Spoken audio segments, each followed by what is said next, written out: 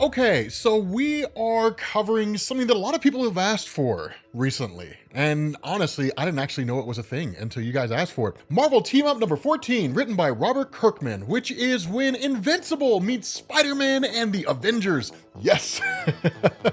This is a cool thing. This kind of comes off the heels of the story that was part of Invincible, where Mark was fighting Angstrom Levy, and he was sending him through different dimensions. And when he came out of one dimension, you saw like the webbing of Spider-Man following him, right? So this is basically that story, what happened in that universe, which is kind of awesome, right? Because you have Spider-Man and you've got Dr. Octopus who are basically fighting each other. And in the midst of all that, you have like the portal that Angstrom Levy opened up that sends Mark flying through it. And of course, as soon as he comes in here, he immediately bumps into Dr. Octopus, kind of incapacitates him for a split second. And then following that, it's one of those things where Spider-Man doesn't really know who it is, but his thought is that it is Nova.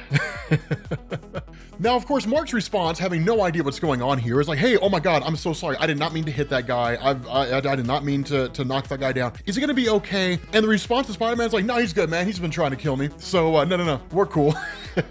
That's one of the things I love here, right? Now, one of the things to know, a little bit of a little thing for a lot of you guys who are not familiar, Kirkman actually got his first real big break in Marvel Comics writing Marvel Zombies. So it makes sense that he would be able to, one, do a crossover between Invincible and Marvel, or really Spider-Man, and two, he's written Spider-Man before. So I like the way he writes Spider-Man, right? He writes it with just kind of like this sort of, everything's sort of cool until it's not kind of attitude, right? Now, of course, Dr. Octopus comes too and immediately starts attacking like Spider-Man and Mark again. And this fight's literally how many panels? Three panels long.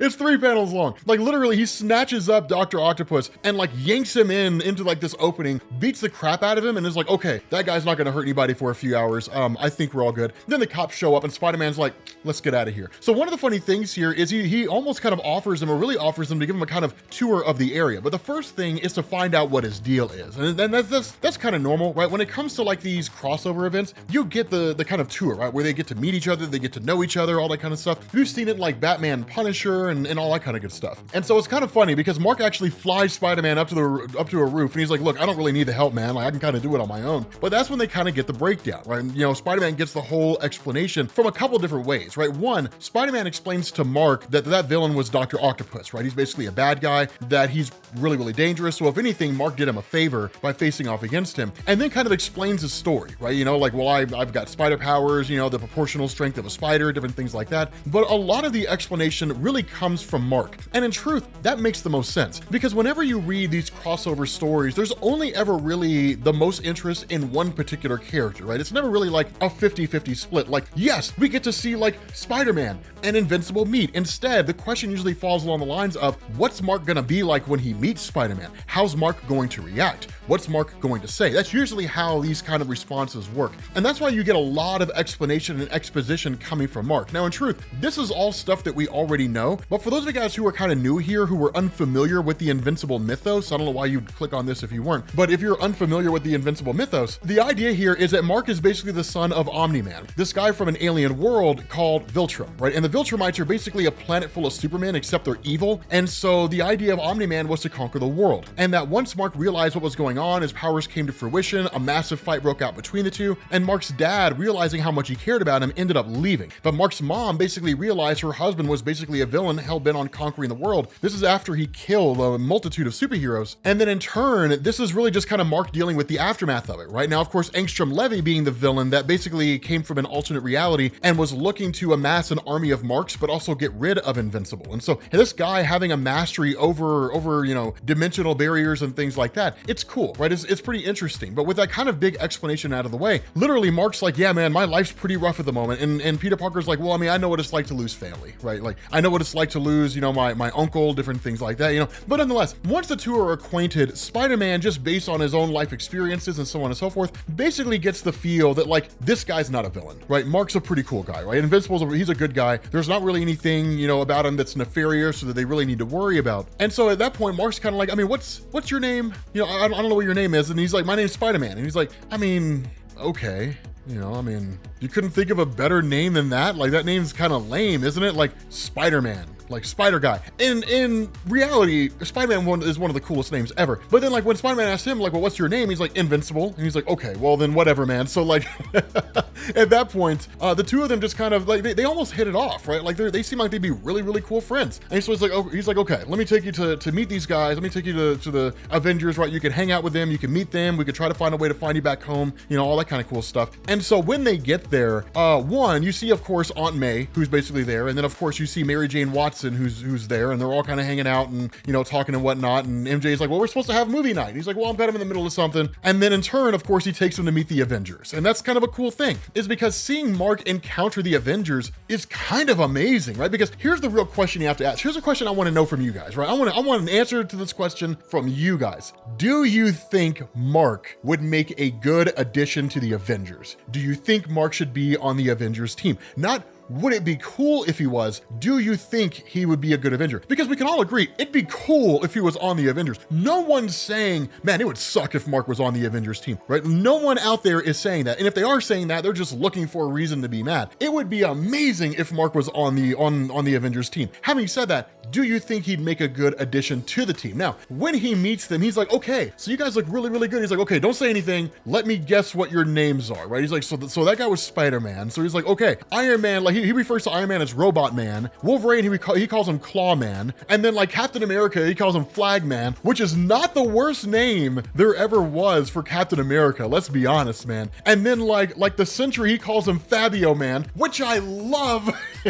I adore that. And then like Batwoman, that's who he refers to Jessica Drew as, right? Spider-Woman. And then he gets to Luke Cage. And then he gets to Luke Cage. Y'all know what's coming. He calls Luke Cage Black Man. And it's like, 2003 was a different time, guys. Like this isn't even really 2003. This is more like 2005, 2006. It was a different time, right? It was a different time period, right? We weren't all wearing our hearts on our sleeves. So the funny thing about this is that you have like, you know, Mark, who's just kind of looked at as a goof by the Avengers, you know, and so you have Iron Man is like, I'm picking up on something on the police broadband, whatever, you know, like it's a guy with metal spider arms that's basically tearing stuff up at the harbor. And so in response, Spider-Man's like, okay, cool, you know, me and Mark, we got this. It's Dr. Octopus, you know, we're cool. But it's kind of funny to see like Mark meeting the Avengers. I love the encounter. Luke Cage walks off and he's like, what? You know, like he walks off. I think it's kind of hilarious. But when you end up having these guys basically arriving to Dr. Octopus, the fight's pretty straightforward, right? I mean, it's a pretty straightforward conflict in the sense that like, you know, Dr. Octopus is like, yeah, you know, I'm going to take out you and your friends and, you know, we're going to call it a day. Mark beats the crap out of him, right? He beats the absolute tar out of him and actually like tears his legs apart. But here's the cool thing, and this is one of the things to understand about this. Most of the crossovers that you see between Marvel and DC or Marvel and others usually have a pretty complex plot.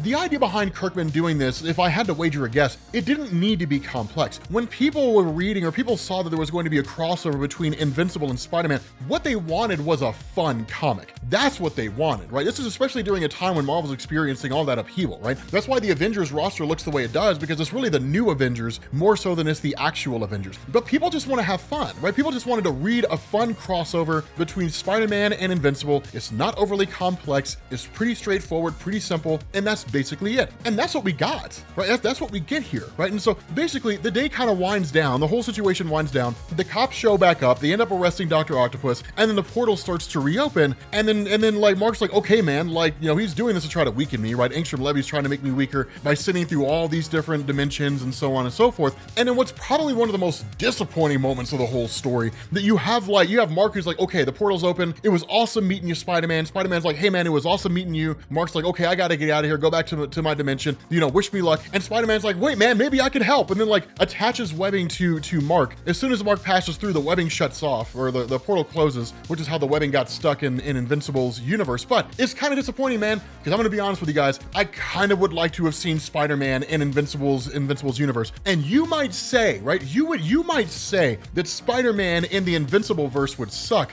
No, he wouldn't, man, because of the spider sense. The spider sense is the thing that would help him stay on top. I mean, if he's fighting like Freddie Mercury, sure, he would get absolutely pummeled. If he was fighting like Omni-Man, sure, he would get pummeled. But if he's fighting like anybody else, I mean, it would be cool, man. Like, would you guys want to see Spider-Man appear in the Invincible verse? Let me know down in the comments section. But with that being said, guys, again, pretty short, pretty fun, pretty simple story. That's all it needed to be, was just fun, right? right? That's all it had to be, was just fun. But we're gonna bring this to an end. FYI, I am taking off all of next week. I need a break. I am mentally exhausted. I'm gonna take a trip to Boston and I'm gonna do some street photography, and I'm probably gonna attach a GoPro to my chest and just record the whole experience and probably upload that on my personal channel. I have no idea, but I just need a time to just kind of break and relax, not focus on work, not focus on trying to grow 2 brands, just chill. But anyway, guys, we're gonna bring this to an end. Thank you all for watching, and I will catch you all later. Peace.